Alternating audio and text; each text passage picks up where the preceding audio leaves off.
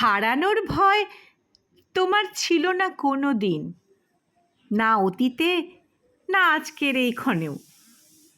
মাঝখানে শুধু আমার অস্তিত্বটাই নীরব অত্যাচারের ভারে ক্ষয়ে গেছে প্রতিনিয়ত।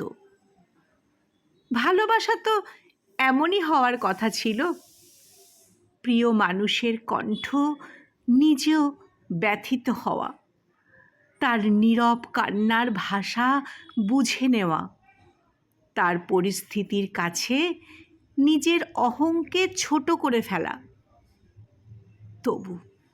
তবু কি অদ্ভুত, ভালোবাসার নামেই সবচেয়ে গভীর আঘাতগুলো এসে জমা হয়েছে আমার বুকে। পুরনো ক্ষতেরা, তার ওপর আবারও লবণ ছিটানো হয়েছে। যত ধারালো যন্ত্রণা আছে যেন সব একসঙ্গে এসে বিদ্ধ করেছে হৃদয়ের দেওয়াল।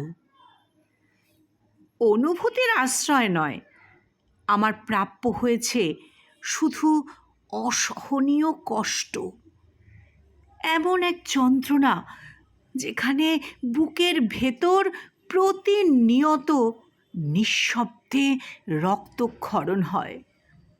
মনে হয় মৃত মানুষ একজনকে বারবার বারবার নতুন করে হত্যা করা হচ্ছে।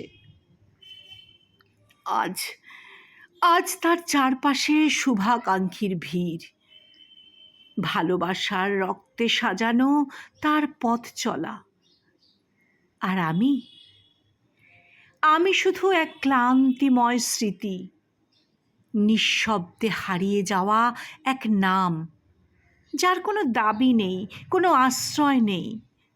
তবুও আমার ঠোঁটে দোয়াতেই আসে, হে খোদা, তাকে ভালো রেখো, তার পৃথিবী তার মতো করেই সুন্দর হোক, আর তোমার আরশের বিশাল ছায়ায় আমার জন্য রেখো এক চিলতে প্রশান্তি।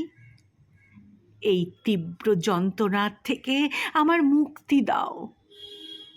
দোষ আমার ছিল না, ছিল শুধু নিয়তির নির্মম আয়োজন। মানুষ হয়েও কিছু হৃদয়ে আমি রয়ে গেলাম অচেনা, অপ্রয়োজনীয়।